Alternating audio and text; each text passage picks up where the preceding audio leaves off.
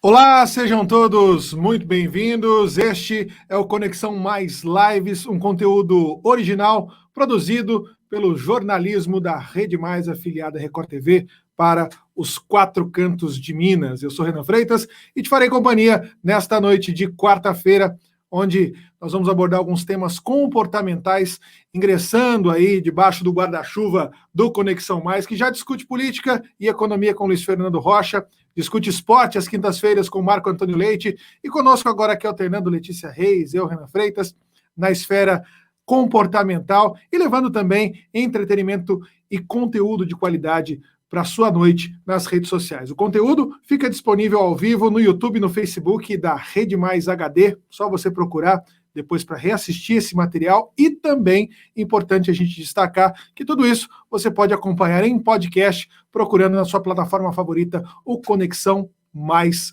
Live, certo? Hoje eu converso com Elison Santos, ele que é natural da cidade de Varginha, atualmente mora em São José dos Campos, é psicólogo clínico e é especialista em análise existencial e logoterapia. Nós vamos definir tudo isso aqui hoje no Conexão Mais. Mestrando em psicologia clínica pela USP, diretor do International Council of Psychologists e cofundador do Instituto Busca Sentido. Ele é autor do livro recém-lançado Heróis da Nossa Existência, o poder transformador do amor na vida do ser humano, e é também autor da obra, um e-book chamado 13 Razões para Viver, uma reflexão sobre a busca de sentido das razões e também como ajudar as pessoas a superarem os seus traumas e pensamentos de morte.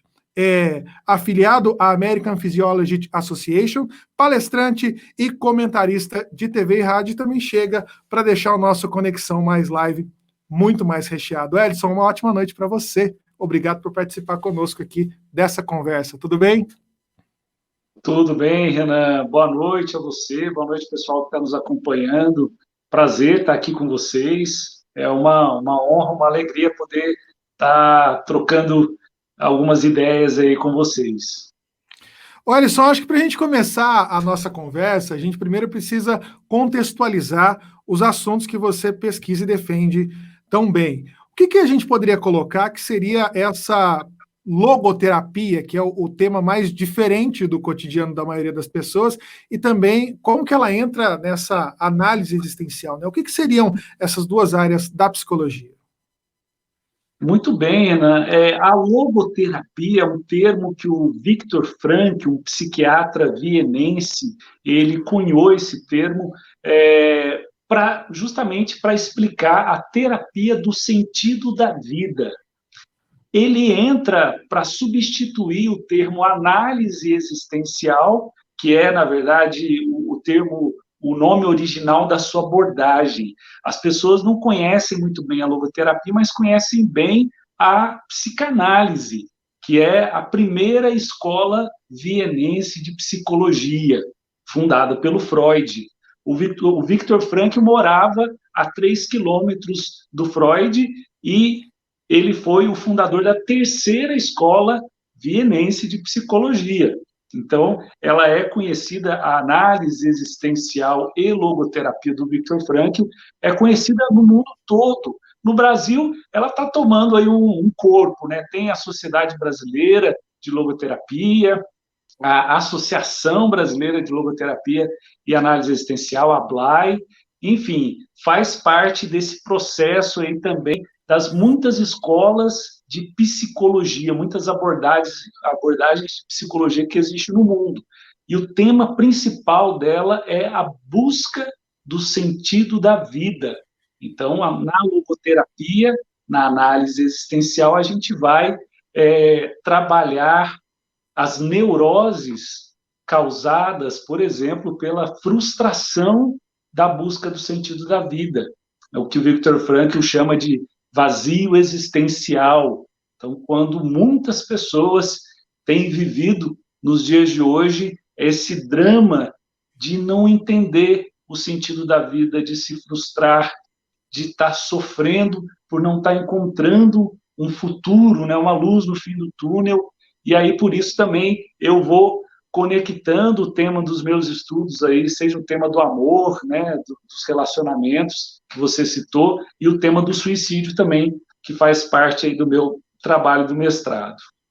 Ô, Elison, você colocou aí já amor, suicídio, que são temas que fazem parte da sua busca e do seu estudo, mas o amor ele apareceu na sua vida acadêmica antes mesmo de você começar a propriamente estudar esse chamado amor social, né? Eu acho muito legal tudo isso que você definiu a respeito da análise existencial e da logoterapia, porque isso soa estranho, mas ao mesmo tempo é familiar, porque a pandemia, o novo coronavírus, nos obrigou a aprender a conviver com essa nova realidade de distanciamento social, uso de máscara, hiperproteção e hiperhigienização dos ambientes. Isso tudo nos traz algumas aflições, alguns medos, que também disparam os gatilhos para que a gente, não nos amando tanto assim, sejamos ansiosos e, enfim, isso gere alguns gatilhos que vão nos deixar mal lá na frente, né? Acho que é legal a gente refletir sobre como o amor pode ser remédio em tempos de crise, né? Sem dúvida, Renan, e você tocou num ponto bem lembrado, né, assim, de que esse tema do amor, mesmo na graduação, né, há muitos anos atrás, é um tema que me intriga muito e que eu comecei a pesquisar já há mais de 15 anos, mas com o conhecimento da logoterapia, me ajudou a fazer essa conexão, que é o quê? Nós buscamos na nossa vida muito mais do que sermos amados. Todo mundo quer ser amado, quer ser querido, né? Quer ser elogiado. A gente busca esse lugar de destaque na vida das outras pessoas através daquilo que a gente tem a oferecer. Então, eu quero ser bom no que eu faço e o ser humano quer. Toda pessoa saudável, ela quer ser boa no que ela faz, porque aquilo vai significar algo para as pessoas que ela ama. Então, esse doar, isso traz uma satisfação, uma autorrealização. E aí, trazendo isso para esse momento atual, como você coloca e faz esse recorte, Renan, o que a pandemia fez? Né? Primeiro, esse medo da morte, o medo de, olha, será que eu vou pegar o vírus? Será que alguém da minha família, alguém próximo, eu posso morrer por causa disso? Então, isso obviamente que gera ansiedade, né? Desperta uma inquietação. Mas um segundo medo é o medo de eu perder as minhas capacidades de oferecer o que eu tenho de bom. Então, é perder o meu emprego, perder minhas condições, perder a possibilidade de contatar, né, de estar presente na vida das pessoas que eu amo. Como que isso é importante para a gente? A gente quer ser importante na vida do outro. E a gente está vivendo um momento em que a gente está sendo obrigado pela vida, pela situação, pela circunstância, a estar tá repensando o valor que a gente tem na vida das pessoas. Ô, Ellison, qual que seria a principal diferença entre esse amor romântico que muito a gente discute e vivencia e é mais tangível para a nossa realidade, do amor social, que é esse amor que nos transforma e nos torna úteis para a nossa própria existência? Os gregos nos ajudam a entender um pouco isso quando eles fazem essa divisão, né, Renan? O amor eros, que é esse amor mais romântico, né, o amor do desejo, e que você tem por essa pessoa que você se apaixona, é esse amor que você fala, que a gente tem mais familiaridade. O amor ágape, que seria um amor de dar a vida, né? Talvez um amor que um pai e uma mãe possa ter por um filho, e é possível a gente ter por qualquer pessoa, mas é um amor que a gente é capaz de dar vida. E esse amor, que é o amor que eu falo muito no livro, que os gregos definem como filia. O que é a filia? É o amor da amizade. É um amor que o Epicuro, esse filósofo também grego, há 300 anos antes de Cristo, ele ia dizer que a amizade, onde existe a amizade, onde reina a amizade, o direito, ele não é tão importante, a lei não é tão importante, não porque ela precisa deixar de existir, mas porque ela não é necessária, porque entre amigos a palavra é o mais importante, porque você vai cumprir aquilo que você diz, porque você ama, e é esse amor que gera solidariedade, e a gente vê aí hoje, né, no meu livro mesmo, nessa segunda edição do Heróis da Nossa Existência, eu coloco um capítulo voltado para a pandemia de 2020, e cito ali vários casos, né, de médicos. Por que um médico em Nova York, né, no auge, né, do coronavírus lá em Nova York, um cara jovem de 30 anos, ele decide continuar trabalhando e, ao voltar para casa, ele decide com a esposa e com a filha pequena que elas vão, que ele vai sair de casa, ele vai para um outro apartamento e ficar sozinho para não colocar em risco a sua esposa e a sua filha. E ele, sabendo que ele está em risco, ele continua trabalhando todos os dias. Por que essas pessoas fazem isso? Por que o ser humano é capaz de fazer isso? Isso é o amor filia. Né? Quer dizer, ele sacrifica a própria relação dele, desse amor eros, que é o amor da esposa, sacrifica o amor pela filha para fazer a missão dele por tantas pessoas que precisam dele.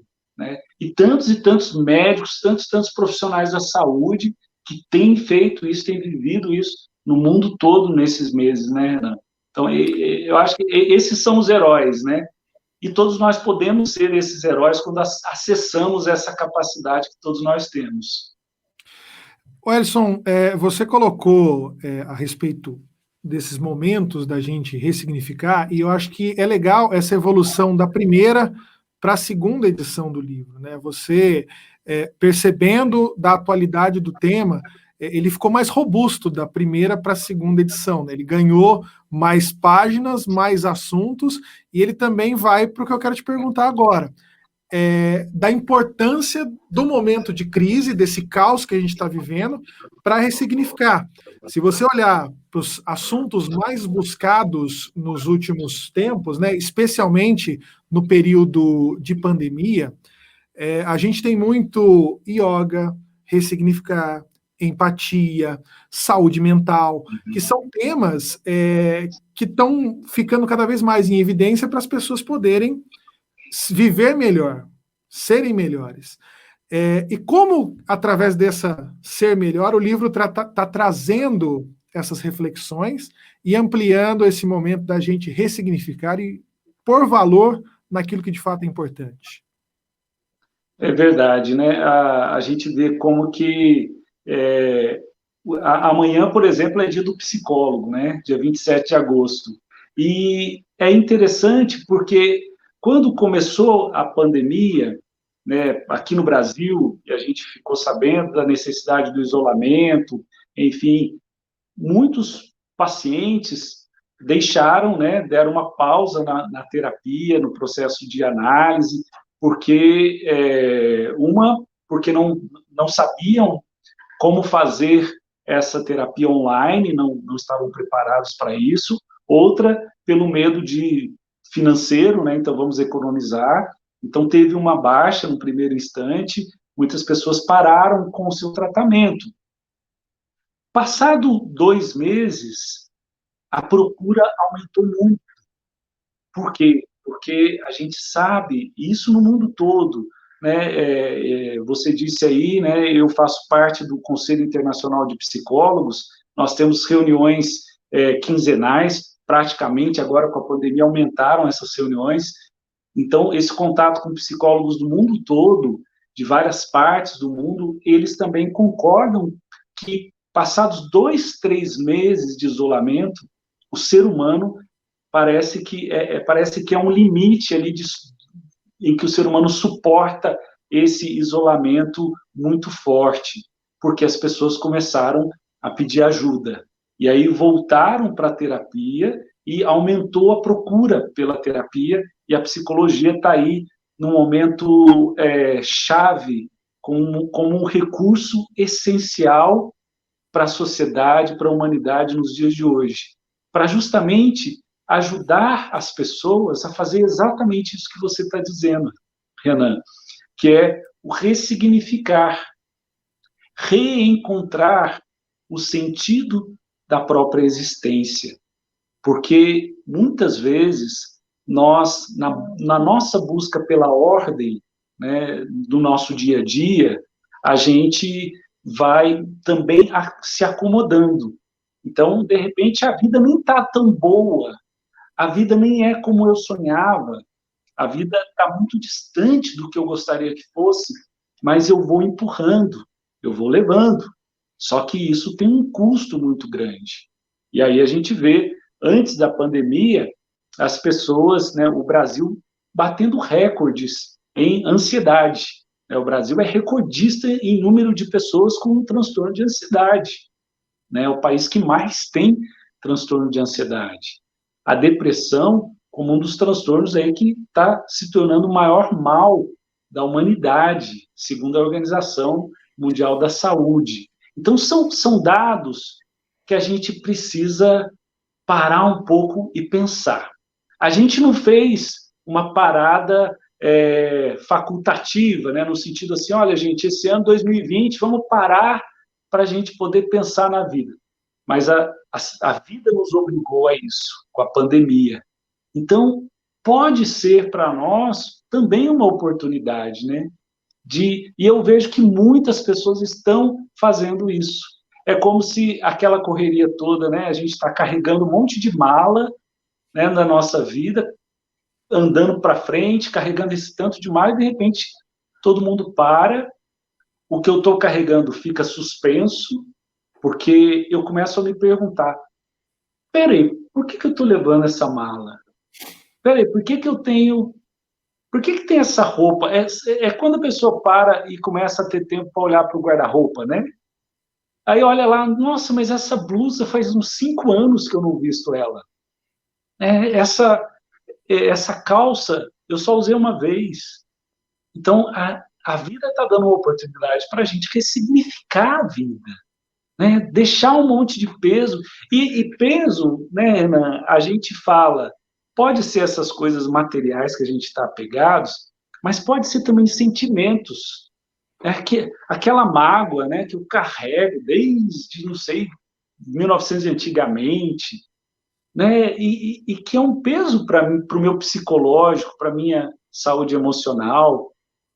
Então, são várias questões que a vida nos convida a rever, e no livro eu tenho feito isso, promovido um pouco desse pensamento no que diz respeito ao sentido da vida, no que diz respeito ao amor, né? Então, assim, talvez a gente possa explorar um pouco mais essa questão também. Dos idosos que já leram o livro, vi que tivemos comentários que teriam vivido um casamento melhor, teriam tido uma relação mais produtiva com os filhos. Dos jovens que leram o livro, enxergaram uma oportunidade em fazer dali para frente algo mais bacana. Como que o amor pode transformar a vida humana, Elison? Eu viajei Sim. aqui no nome também. Ô, Renan, é interessante, porque até por isso que eu fiz a segunda edição, né? Porque a gente lança um livro, eu escrevi um e-book antes, mas com um livro publicado, assim, impresso, foi o meu primeiro livro. E a gente lança o livro sem saber como que vai ser a receptividade do livro. E me surpreendeu muito, porque muitas pessoas leram e muitas pessoas deram um feedback que eu não esperava, né? Então, como que... E a maioria das pessoas disseram o seguinte, olha, Edson, você conseguiu expressar coisas que eu sinto, mas que eu não sei dizer, eu não sabia que era possível fazer essa construção de argumento mas que faz muito sentido para mim. E aí tem esses casos de muitos idosos que leram, e algumas senhoras me procuraram, algumas senhoras compraram vários livros para dar de presente depois que leram, e uma delas disse isso, né? O meu casamento teria sido diferente se eu tivesse lido esse livro 40 anos atrás. Porque é a construção de uma argumentação com essa fundamentação na psicologia, na logoterapia do Viktor Frankl, em outros autores, como John Bowlby, que é um outro psicólogo americano, que fala dos vínculos afetivos. É uma argumentação que faz sentido, mas que vai também de encontro, Renan, com muitos pensamentos que a gente tem na nossa sociedade que são contrários a essa visão do amor. A gente tem na nossa sociedade, pela nossa história, pela nossa cultura patrimonialista, né? O que é o patrimonialismo? É essa coisa de que eu sou importante por aquilo que eu tenho. Mas não só apenas sou importante pelo que eu tenho, como eu vou fazer de tudo para ter algo para ser, então, mais importante. E, nesse sentido, eu menosprezo, eu subjugo os outros em prol da minha busca pelo poder material.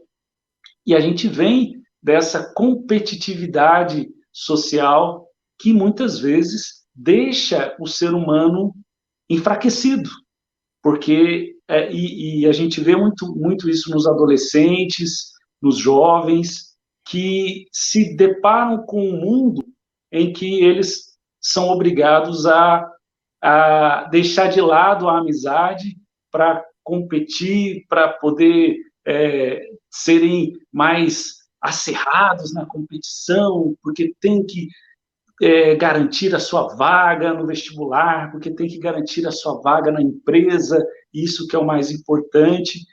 Essas características da nossa sociedade têm umas nuances aí que enfraquecem a nossa capacidade de amar, né? de nos conectar com as pessoas.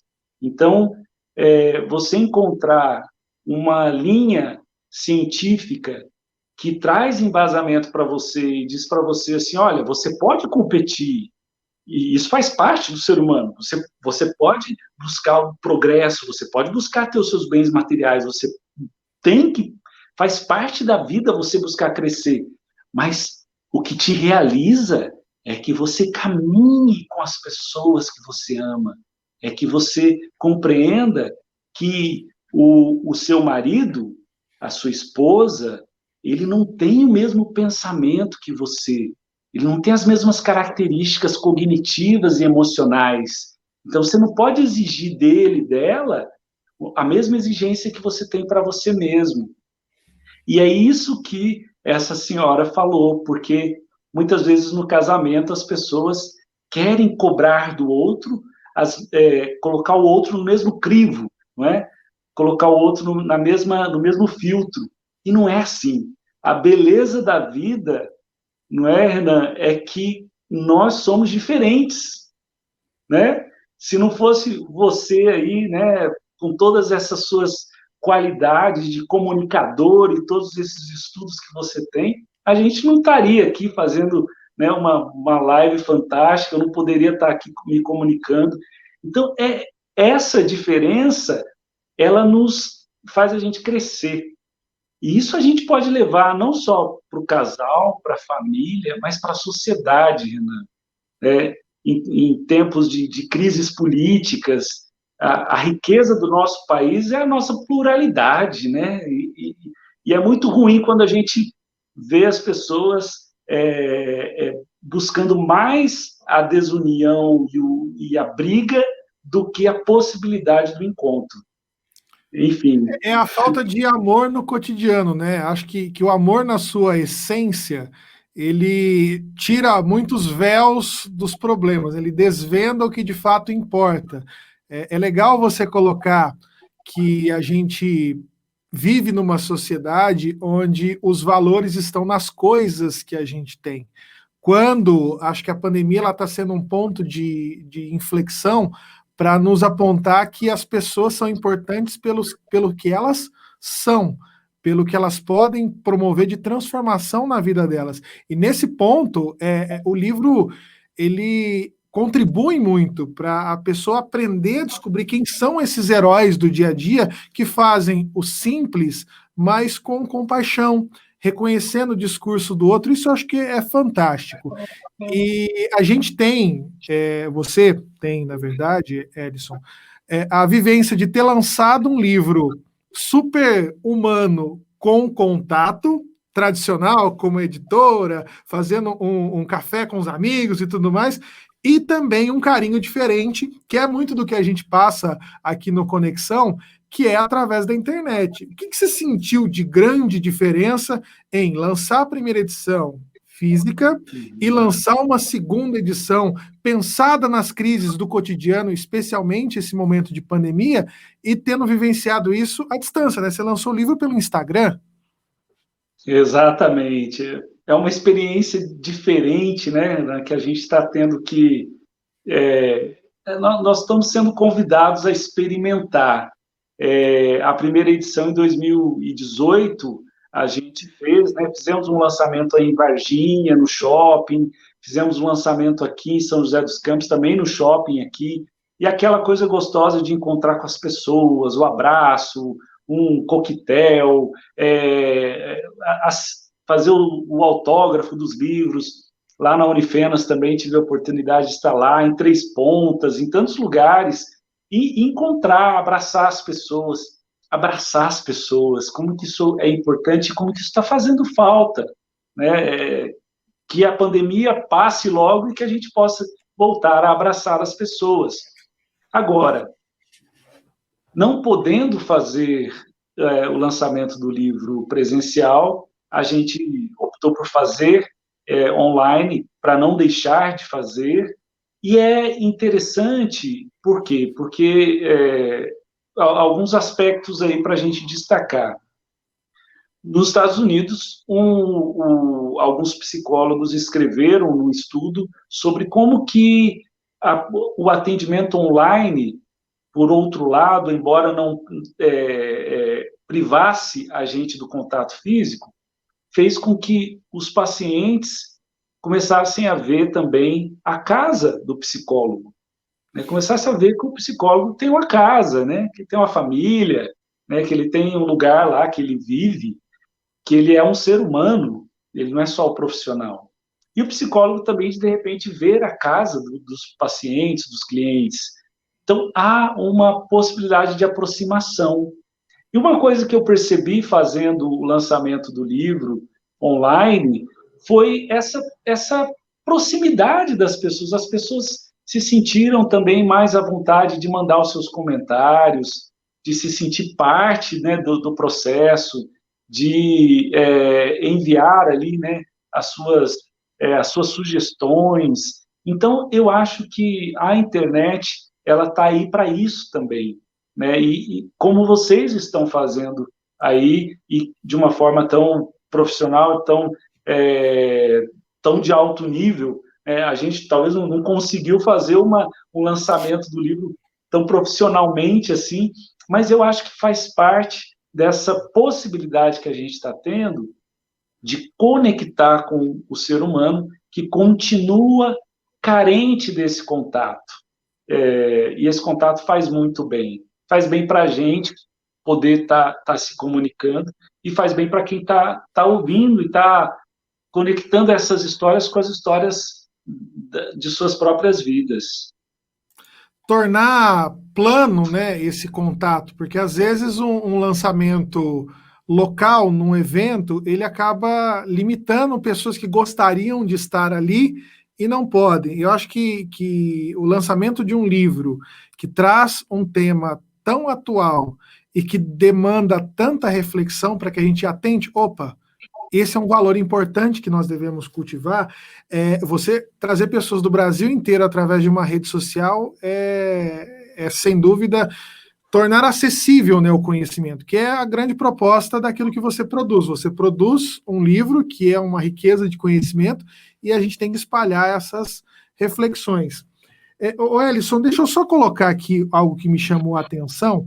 Na hora que você falou que o acesso à psicologia, principalmente por conta dos meios online, ela está mostrando um lado íntimo, né? Acho que o psicólogo, o terapeuta, ele cuida de algo tão íntimo nosso, que é a nossa psique, né? O nosso pensar, o nosso sentir, e entrando nesse espaço, né? Esse nosso amigo de consultório agora vem para dentro de casa. Quem cuida de quem cuida da gente? Como que é esse lado também para vocês que estão sempre recebendo essas tensões e cuidando para ajudar as pessoas, né? Sendo farol em tempos onde as pessoas têm uma mente um tanto obscurecida? Olha, Renan, é uma excelente pergunta. Na faculdade, né, na graduação, são 5 anos aí de graduação para o psicólogo se formar aqui no Brasil, embora a grande maioria dos clínicos, depois desses 5 anos, vai se especializar, vai fazer várias especializações, vai fazer mestrado, doutorado, porque quem trabalha na clínica, que faz esse trabalho, que é o trabalho que eu faço, porque a psicologia ela tem vários departamentos, né? Tem gente que trabalha na escola, na empresa, no hospital, mas a clínica ela é esse encontro diário com a verdade de cada pessoa. E isso é muito valioso, muito valioso. E eu fiz um texto, depois quem estiver nos assistindo pode ver esse texto, eu transformei num vídeo lá, num áudio e vídeo no meu canal do YouTube, Ser Psicólogo, e esse texto eu escrevi ele em 2016, no Dia do Psicólogo, e depois de uns anos, o Selton Mello, o ator Selton Mello, né, ele estava dirigindo uma série que é Sessão de Terapia, ele divulgou esse texto que eu escrevi, dizendo, olha, um texto lindo que eu encontrei sobre ser psicólogo e tal, e aí eu resolvi transformar o texto em vídeo. Mas, enfim, nesse texto eu escrevo justamente isso, que o psicólogo ele não passa o dia ouvindo problemas, ele passa o dia testemunhando o sorriso depois das lágrimas. Então, eu termino um dia de atendimento, que eu atendi 10, 12 pessoas, com alegria, porque eu encontrei esse caminho, o sentido desse trabalho que eu faço. Agora, na graduação, nós somos motivados pelos nossos mestres, né, pelos professores, a fazer a nossa terapia. Então, é muito comum, provavelmente quase todos os psicólogos passaram por um processo de terapia, de análise, e de tempos em tempos a gente procura, né, esse recurso também, e aí cada pessoa vai viver a sua singularidade. Mas, para dizer isso, né, que o psicólogo precisa se cuidar, sim, mas que não tanto pelo trabalho, mas por outros problemas da vida, né? Como você disse, o psicólogo também é um ser humano como todos os outros, né?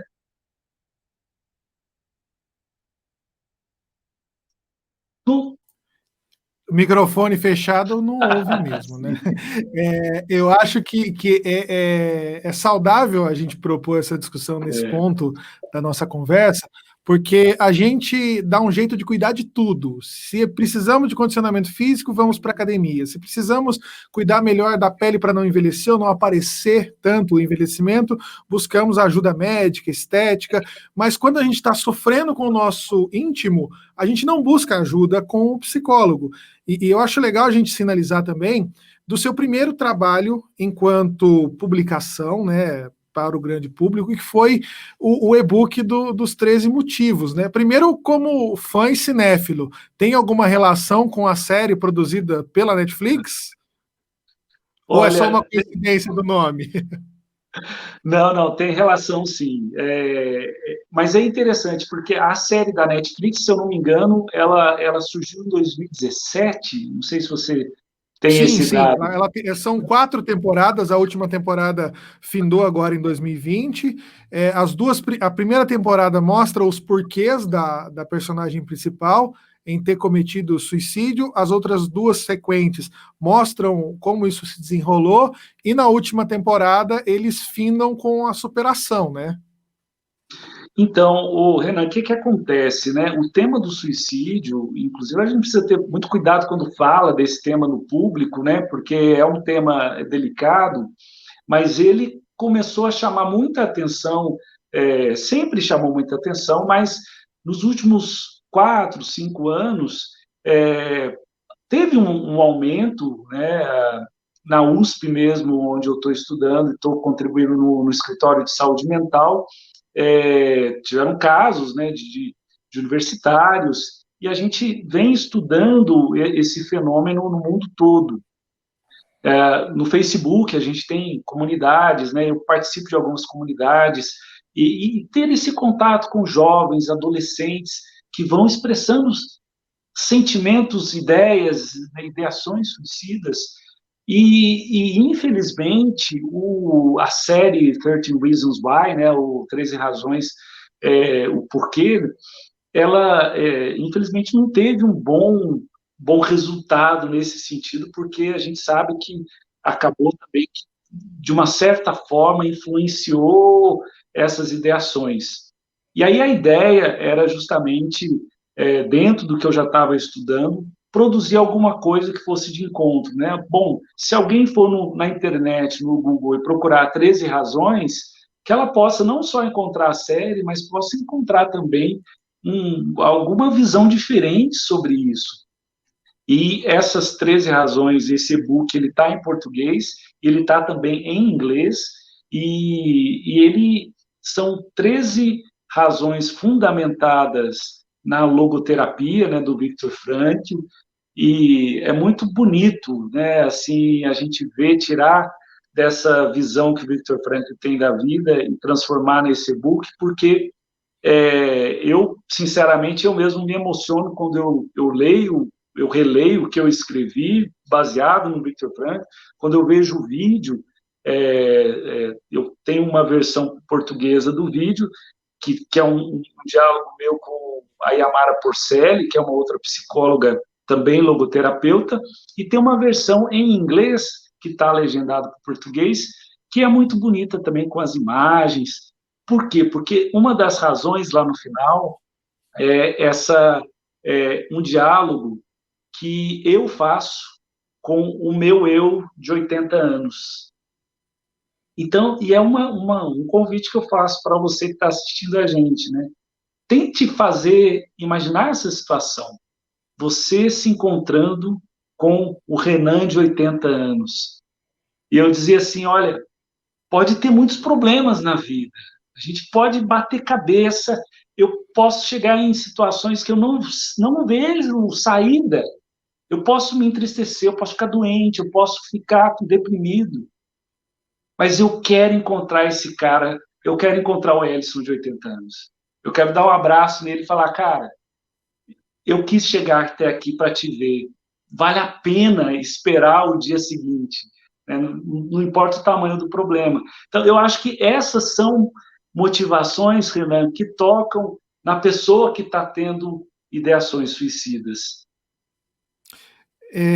A gente consegue encontrar a receita ou parte dela no livro? Como eu posso chegar para o Renan de 80 anos com uma análise otimista e falar assim, vovozinho, valeu a pena? Sim, tem. O livro ele vai numa crescente, né? São realmente 13 razões práticas ali para você se manter vivo, né? O porquê, e baseado muito no que o Viktor Frankl escreveu no primeiro livro dele, Em Busca de Sentido, um psicólogo no campo de concentração, que é o livro que todo mundo devia ler, está entre os 10 livros que mais influenciaram os Estados Unidos, né, segundo a Biblioteca do Congresso Americano. É um livro pequeno, é um livro fácil de leitura, Em Busca de Sentido. Anota esse livro aí, que vale a pena.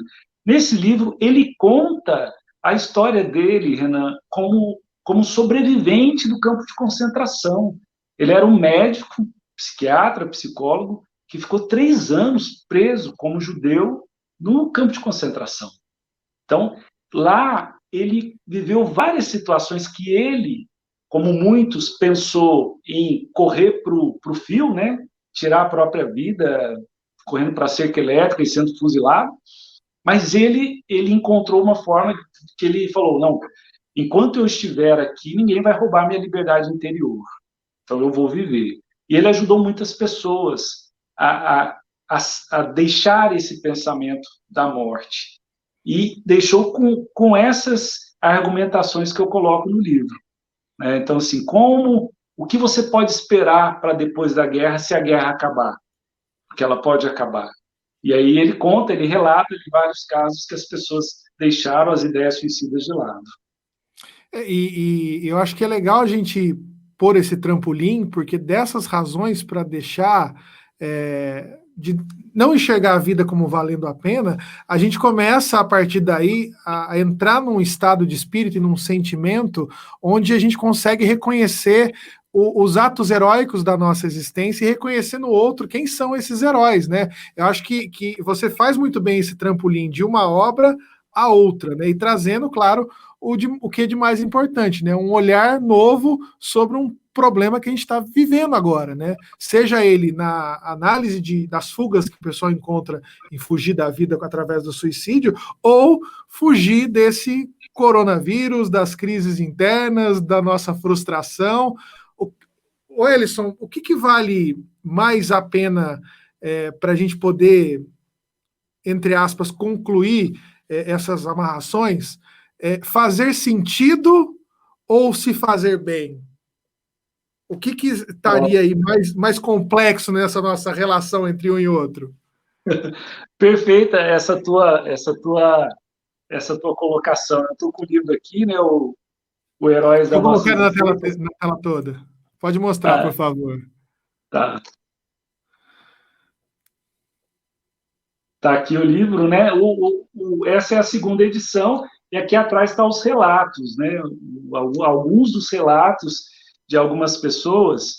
E a Marta Iglesias, que ela é discípula do Viktor Frankl, né? É uma professora nossa de análise existencial, logoterapia, ela é da Argentina, é uma senhora de 85 anos, que tem mais saúde que a gente, porque ela dá aula aí no fim de semana inteiro, mesmo com 85 anos, é uma pessoa fantástica que eu admiro muito. E ela escreveu o seguinte, o prefácio, ela fez o prefácio do livro, dessa segunda edição, mas um recorte, ela diz o seguinte, aprender a descobrir os heróis anônimos na história, seja remota ou primitiva, no trabalho de cada dia, nos diversos ambientes, é uma poderosa ferramenta para desenvolver a resiliência pessoal e social.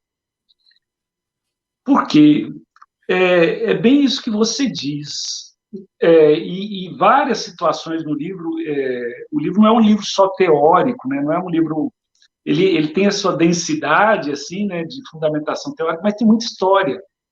E várias histórias que eu coloco do dia a dia, tanto da minha vida e de pessoas próximas, é para convidar o leitor a perceber que quando eu acesso essa capacidade que eu tenho de me importar com o outro, eu acabo fazendo bem para mim. Então, para responder isso que você pergunta, né,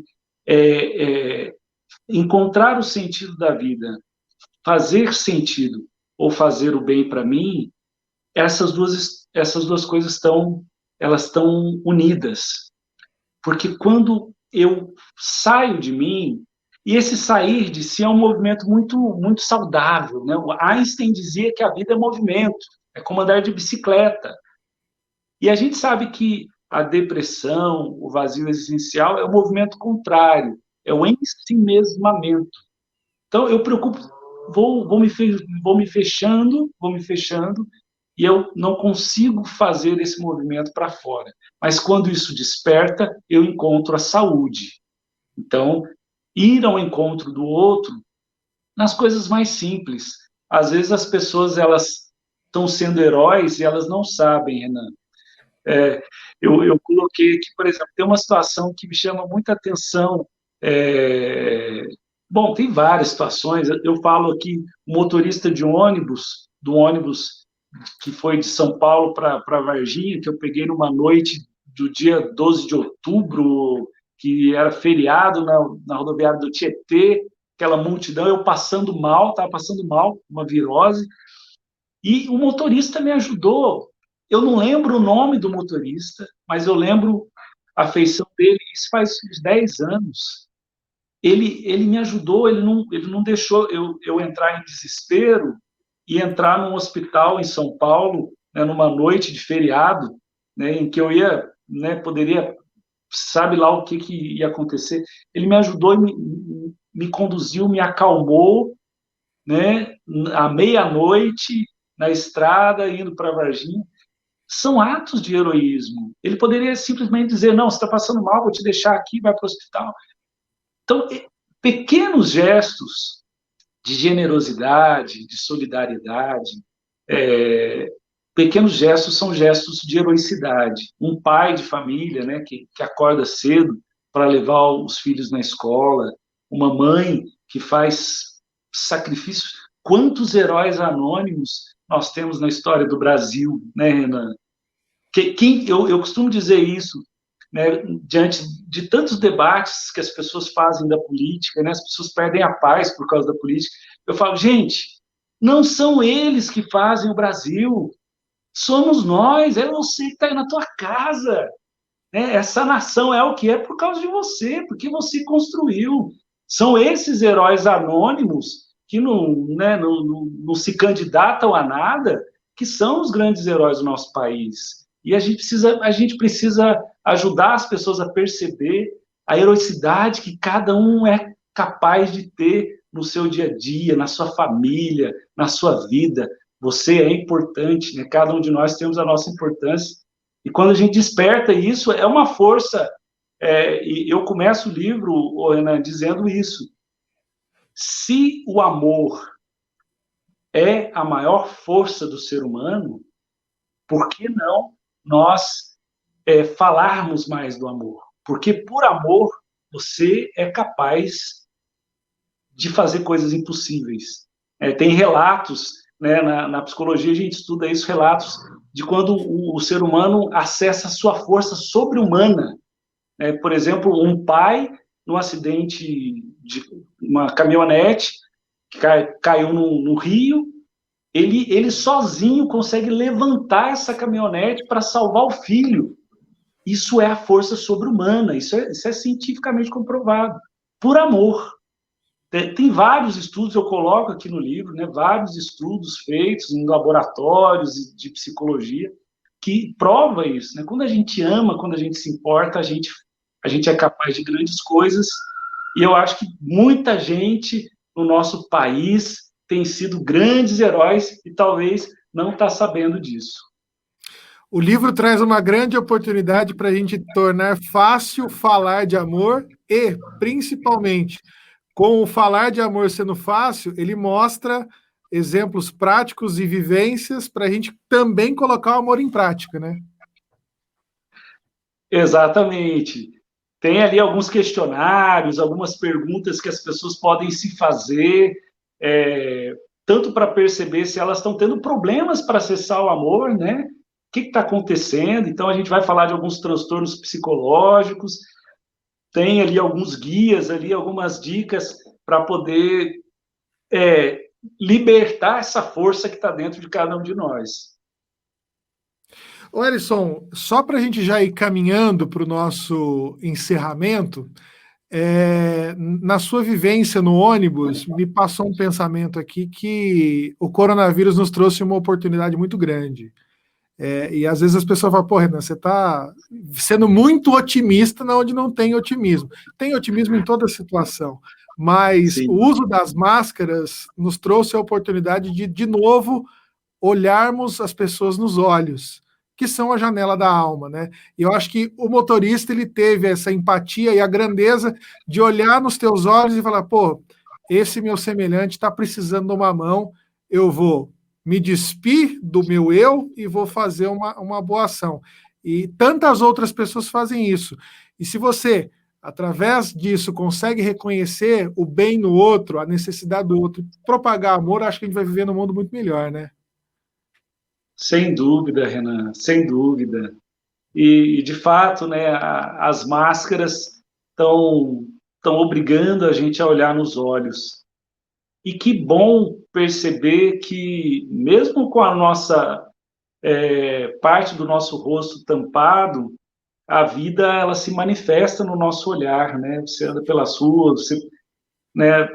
Eu me peguei fazendo isso, né? Como que eu cumprimento alguém que está longe? Você cumprimenta balançando a cabeça e fechando o olho, né? Fazendo algum gesto com os olhos.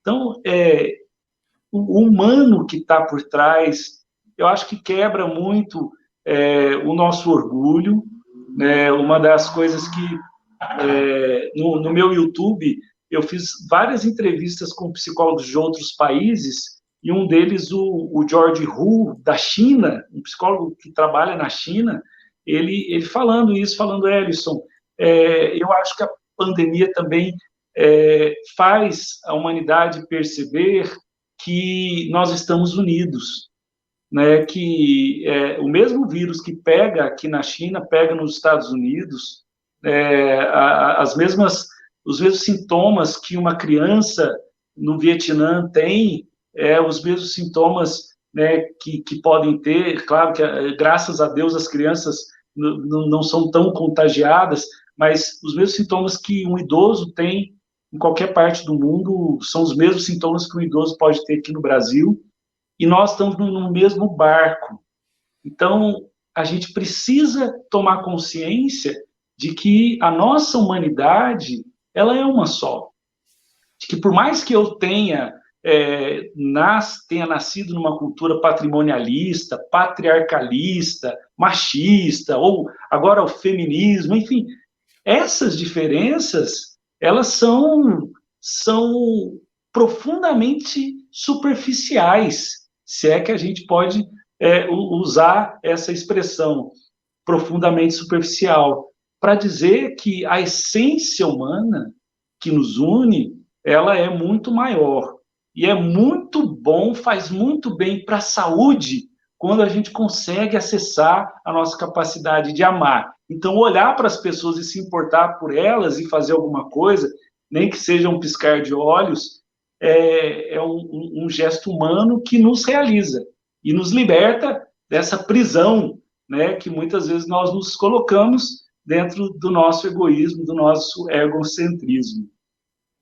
Eu peguei para colocar, enquanto você estava explanando aí a respeito desse ponto, o seu canal, o Busca Sentido, aqui está na tela para você que nos acompanha aqui na live, e mostrando várias das reflexões, das entrevistas, a vida como missão está aqui. Tem o vídeo do Ser Psicólogo, que eu consegui colocar na nossa plataforma aqui para exibirmos antes da gente fechar a live, que eu acho importante a gente fazer essa reflexão e também a homenagem, já que o dia do psicólogo é amanhã, e mostrar também um conteúdo bacana que você que está em casa pode consumir, que é o canal do Busca Sentido, que também é a editora que leva o que torna o livro possível, não é isso, Ellison?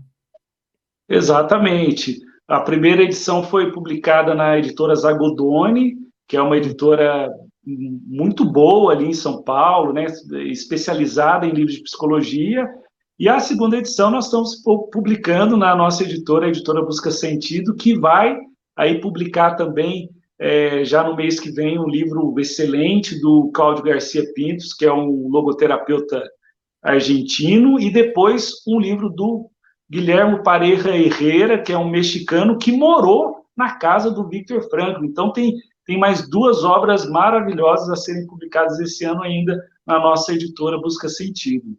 Então, para você que quiser saber mais a respeito do livro do Ellison, o Heróis da Nossa Existência, segunda edição, Poder Transformador do Amor na Vida Humana, pode acessar o site, o Busca Sentido, que está aqui na tela, buscasentido.com, e a gente já antecipa essa programação. Ia citar aqui no final da nossa conversa que tem uma programação extensa para você que gosta do tema, para você que é ou não psicólogo, para você que é um entusiasta dos estudos da mente humana e gosta de saber mais para se tornar um ser humano melhor. É uma ótima oportunidade de leitura e de assunto. Falei alguma coisa errada, Edson? Imagina, muito obrigado aí por tudo, né? Pelos comentários, pelos elogios. Eu só posso agradecer. Só dizer que também a entrevista que eu falei tem no canal do Busca Sentido, né, .com, como você disse, no YouTube também, mas está também no meu canal no Ellison Santos, tá? Então as entrevistas estão no YouTube Ellison Santos. Depois o pessoal pode conferir também. Perfeito. Antes da gente encerrar, você falou tão bem do vídeo Ser Psicólogo que eu acabei buscando ele aqui e falei assim, acho que a nossa audiência vai gostar de ver, até para entender um pouco mais dessa busca incessante por fazer bem, né? Vamos assistir. Ao psicólogo não é dado o martelo dos juízes, as prerrogativas dos promotores, nem o bisturi dos cirurgiões. Somos pequenos clínicos da alma, engenheiros de manutenção da psique, pequenos o bastante para não sermos protagonistas, nem julgadores da vida alheia. Somos guardiões das maiores capacidades humanas, muitas vezes escondidas por transtornos dos mais diversos. Nosso trabalho é de longo prazo. Ser psicólogo não é um status profissional, é uma constante descoberta de si mesmo e do outro, de tantos outros. Não é um lugar ao qual chegamos, mas um caminho pelo qual trilhamos de estudos e descobertas constantes. É poder visitar diariamente universos diferentes, maravilhando-se sempre com a novidade das infinitas possibilidades humanas. Ser psicólogo não é passar o dia ouvindo problemas, mas sim presenciar o desbravamento de caminhos inimagináveis e poder contemplar o sorriso depois das lágrimas. É vislumbrar a mais verdadeira e honesta expressão da pessoa humana em busca de sentido, em busca de si mesma. É poder ver o sucesso da vida sobre a morte e apesar dela. Ser psicólogo é permanecer-se aberto ao novo e singular de cada pessoa. É ser capaz de ter muitas convicções e a principal delas é a de que sempre haverá algo de muito novo e de muito precioso a se aprender a cada encontro, a cada dia. Ser psicólogo é poder caminhar pelos vales escuros onde ninguém quer ir e convidar os que lá se perderam a desfrutar a alegria dos dias ensolarados.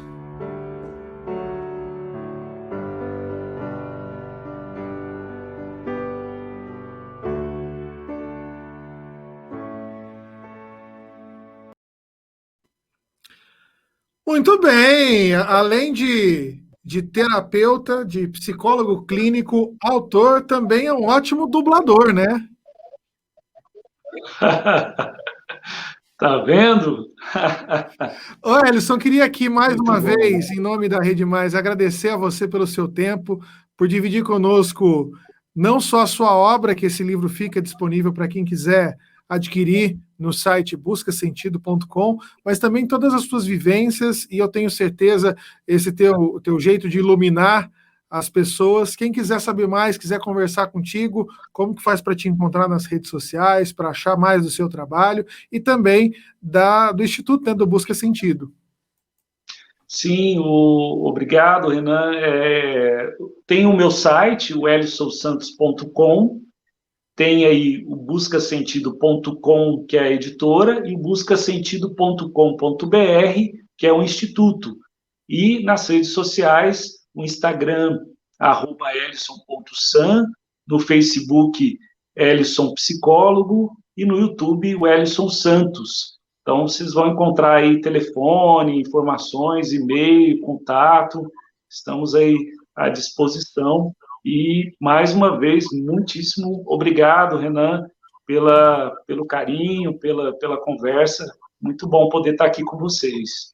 Legal, deixa eu mandar um abraço aqui para a Elaine Quintiliano, que está acompanhando a gente aqui, ao Geraldo, pessoal da agência Saquei está conosco acompanhando essa live bacana, né? A Ana Soares, o César Silva, também o Fabrício José Rezende, a Mili Reige. Desculpa se eu falei errado o sobrenome, tá, Mili? Muito obrigado a todos que participaram e comentaram, a você que assistiu a nossa live. Este conteúdo também ficará disponível nas nossas redes sociais, no Facebook e no YouTube da Rede Mais, o Rede Mais HD.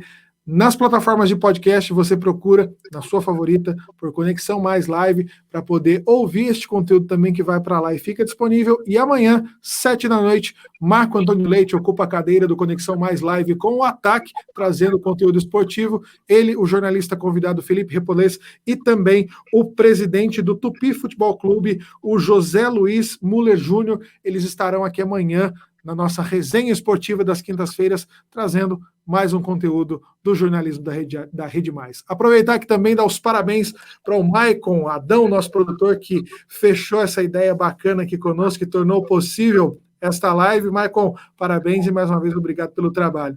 A gente se encontra na próxima semana em mais um conteúdo aqui da Rede Mais. A todos uma excelente quarta-feira, ótima noite, fiquem com Deus e até mais. Tchau, tchau.